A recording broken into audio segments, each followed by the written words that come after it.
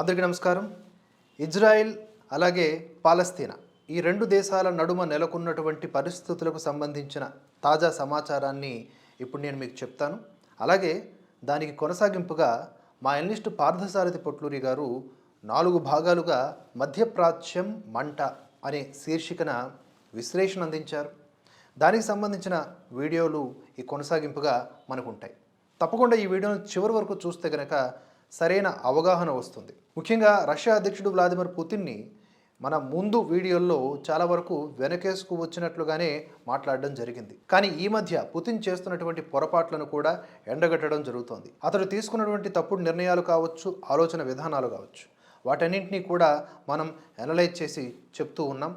So ఈ video series మొత్తం కూడా మీరు అబ్జర్వ్ చేస్తే చాలా వరకు డౌట్స్ క్లారిఫై అయ్యే అవకాశం ఉంది. ఒకసారిగా వెనక్కి వెళ్దాం. అందరూ కూడా మన తెలుగు మీడియాతో కలిపి ప్రస్తుత దాడుల గురించి మాత్రమే చెప్తూ ఉన్నారు. ఏదైతే గాజాలో ఒక హాస్పిటల్లో చోటు చేసుకున్నటువంటి బాంబు దాడి, దాని వలన జరిగినటువంటి పరిణామాలు, దానికి సంబంధించిన వీడియోలను మాత్రమే చూపిస్తూ ఉన్నారు. ఎంతో దారుణమైనటువంటి పరిస్థితులు ఇవన్నీ కూడా నిజమే. చిన్నారులు, తల్లులు బాధపడుతూ ఉన్నారు, నరకం అనుభవిస్తూ ఉన్నారు. సరైన వైద్యం అందక, నీళ్లు లేక ఈరోజు ఈ పరిస్థితులకి కారణం ఎవరు అంటే ఆ మూలాల్లోకి మాత్రం వెళ్ళట్లేదు. చాలా వరకు పాలస్తీనా సపోర్టివ్గా, ప్రోగా రాస్తూ ఉన్నారు. సపోర్ట్ చేయొచ్చు, కానీ ఎక్కడ అంటే మానవత్వం అవసరమైన చోట సపోర్ట్ చేయాలి. కానీ ఉగ్రవాదం నిలబడిన చోట మన మద్దతు తెలియజేయకూడదు. ఇది బేసిక్ కామన్ సెన్స్. కానీ స్వార్థపూరిత రాజకీయాలు, అంతర్జాతీయ కుట్రలు ఇందులో ఇన్వాల్వ్ అయి ఉన్నాయి. కాబట్టి ప్రపంచం నేడు 2 విధాలుగా చీలిపోయింది. స్టార్టింగ్లో ఇది ఒక ఉగ్రవాదుల దాడి చర్యగా అభివర్ణించినప్పటికీ ఆ తర్వాత రాను 2 మతాల మధ్య యుద్ధంగా కూడా మారిపోతున్నటువంటి పరిస్థితి. ముందుగా ఈ హమాస్ ఉగ్రవాదులు ఏ స్థాయిలో ఒకేసారిగా వేల కొలది రాకెట్లను ప్రయోగించి ఇజ్రాయెల్లో ఉన్నటువంటి సామాన్య పౌరుల్ని సైతం పొట్టనబెట్టుకున్నారో మనం చూసాం. దాదాపుగా 1400 మంది ఇజ్రాయెల్ పౌరుల్ని చంపేశారు. అందులో 140కి పైగా చిన్నపిల్లలే ఉన్నారు. ఒక 40 మంది పిల్లల్ని పట్టుకెళ్ళిపోయి వాళ్ళ గొంతులు కోసి తలలు వేరు చేసి పైశాచిక ఆనందాన్ని పొందారు. ఒక గర్భిణీ స్త్రీని ఆమె ఏం చేశారంటే ఆ పొట్టని చీల్చి ఆ పిల్లోడిని బయటికి తీసి వాడిని కూడా చంపేశారు. రాక్షసానందం పొందారు ఈ హమాస్ ఉగ్రవాదులు.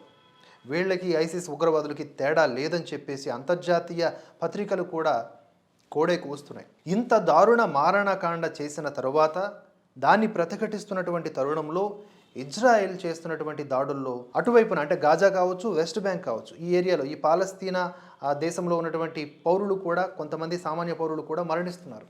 యుద్ధం అంటూ మొదలయ్యాక, అది కూడా ఆధునిక యుగంలో పర్ఫెక్ట్గా కేవలం సైనికుల్ని చంపుకునే ప్రక్రియ రాదు.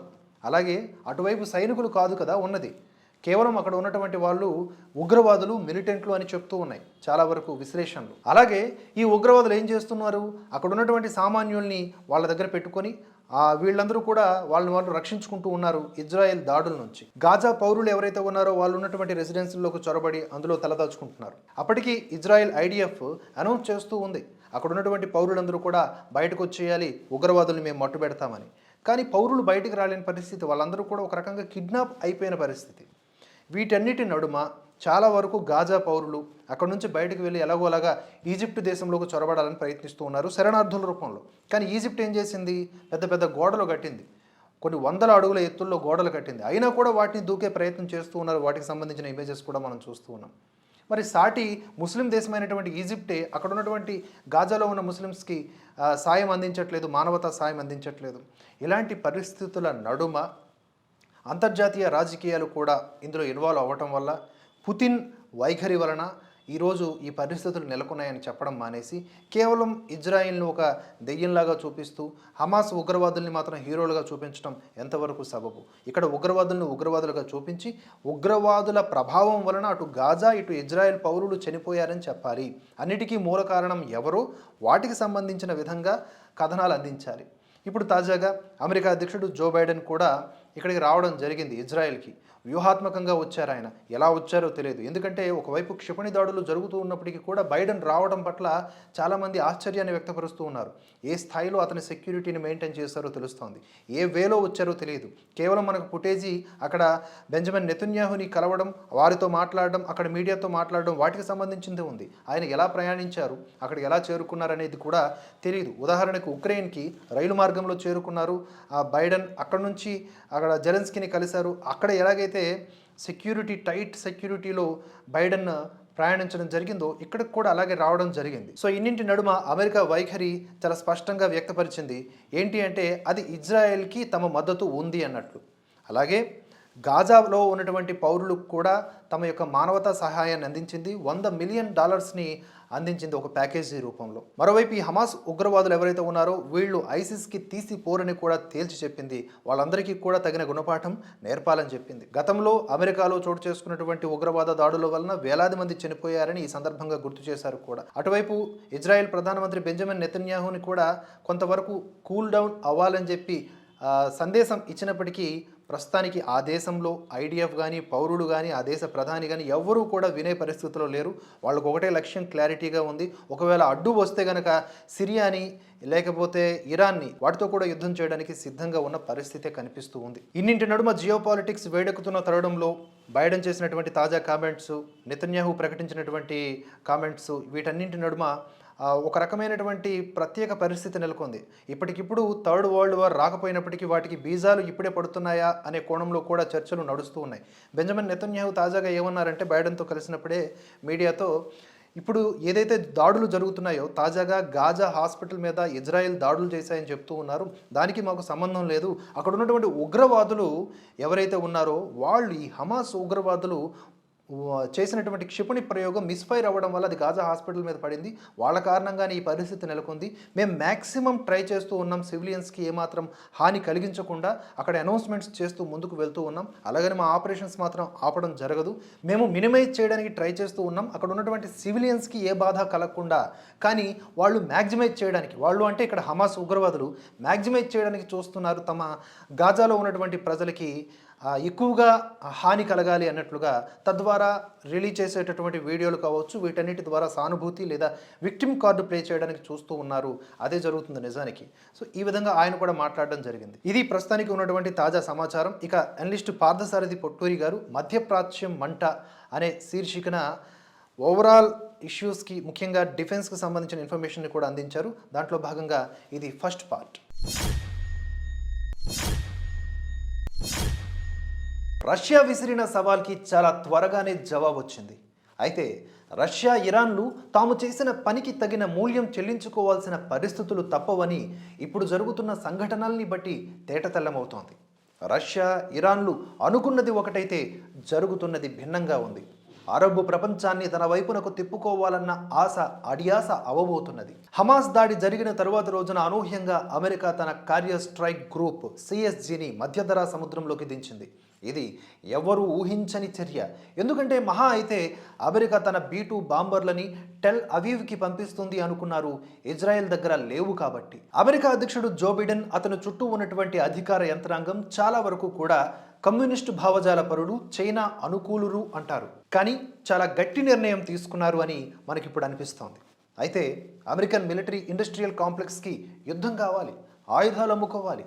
ఇదే బిడెన్ యంత్రాంగాన్ని నడిపిస్తున్నది అనే విషయాన్ని కూడా మనం గుర్తుపెట్టుకోవాలి.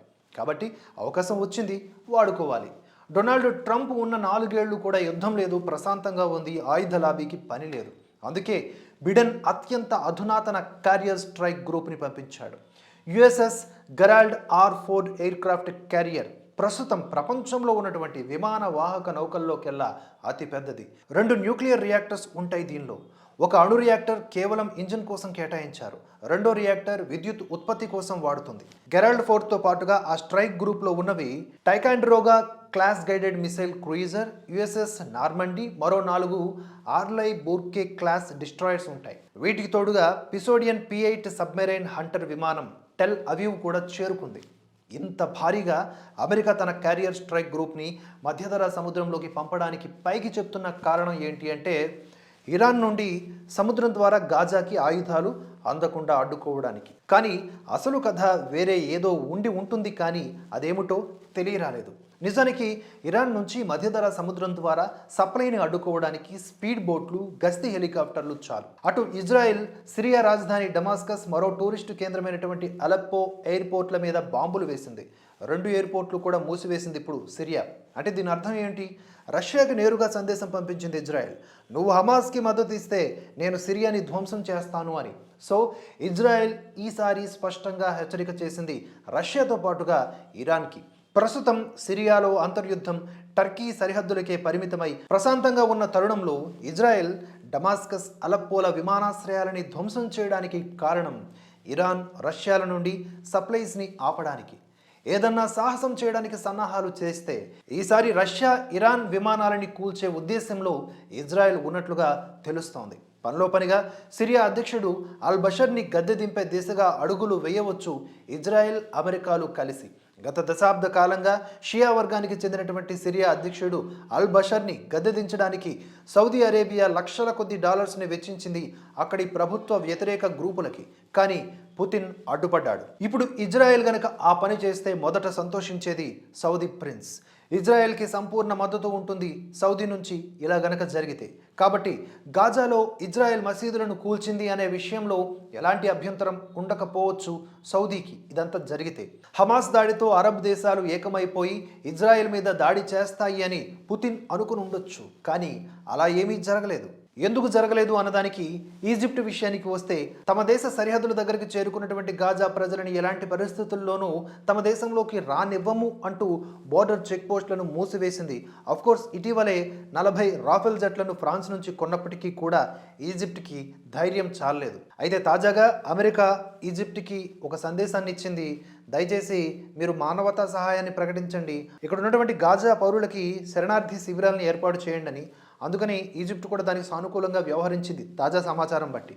ఇక జోర్డాన్ దేశానికి సంబంధించి వస్తే 200 మంది జోర్డాన్ పౌరులు గాజాలోకి వెళ్ళి ఐడిఎఫ్తో పోరాడతామని దౌర్జన్యానికి దిగారు. కానీ వాళ్ళందరినీ బోర్డర్ చెక్ పోస్ట్ వద్దనే ఆపేసి సైన్యం వెనక్కి పంపించేసింది. సో ఇక్కడ పుతిన్ అనుకున్నట్లుగా అరబు ప్రపంచం ఇజ్రాయెల్ నుంచి దూరం జరిగి 1973 నాటి పరిస్థితులు వస్తాయనేది జరగదు. చూడబోతే సిరియా, ఇరాన్ల మీద అమెరికా, ఇజ్రాయెల్ కలిసి దాడి చేసే అవకాశాలు పుష్కలంగా ఉన్నాయి. ఒకవేళ ఇదే జరిగితే రష్యా ఇరాన్ సిరియాలకి బాసటగా ఉండి కాపాడగలదా అనేది ప్రశ్న. ఒకసారి రష్యా లోగుట్టు గురించి తెలుసుకుంటే పుతిన్ ఎలాంటి తప్పు చేశాడో మనకి అర్థమవుతుంది. ఇదే అంశానికి సంబంధించి మరిన్ని విషయాలు పార్ట్ 2లో చూడండి.